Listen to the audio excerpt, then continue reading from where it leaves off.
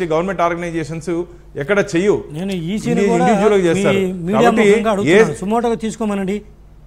AP ఎన్నికల commission కూడా మీనా గారిని అడుగుతున్నాను, సుమోటోగా తీసుకోండి ఇది.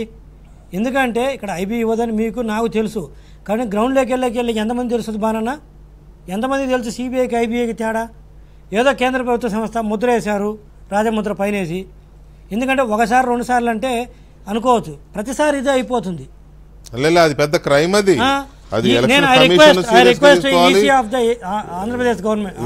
ఇండియన్ గవర్నమెంట్ కూడా సీరియస్ గా తీసుకోవాల్సిన అంశం. అది ఇవాళ తీసారు, రేపు ఇంకేదైనా చేస్తారంటే ఇంటెలిజెన్స్ పేరు మీద.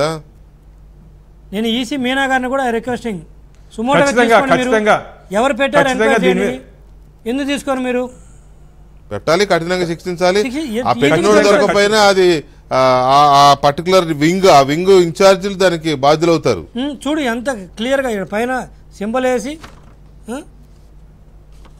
ఎట్లా అసలు అంటే ఫేక్ చేసే ఖచ్చితంగా దీని మీద చర్యలు ఉంటాయి.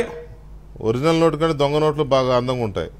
మొన్న కదా ఫర్ఫిటెడ్ డాక్యుమెంట్స్ అన్నట్టు మొన్న తగలబెట్టారు కదా డాక్యుమెంట్స్, ఇవి కూడా తగలబెడతారు మళ్ళీ 2 రోజుల తర్వాత జనాలు చూసిన తర్వాత.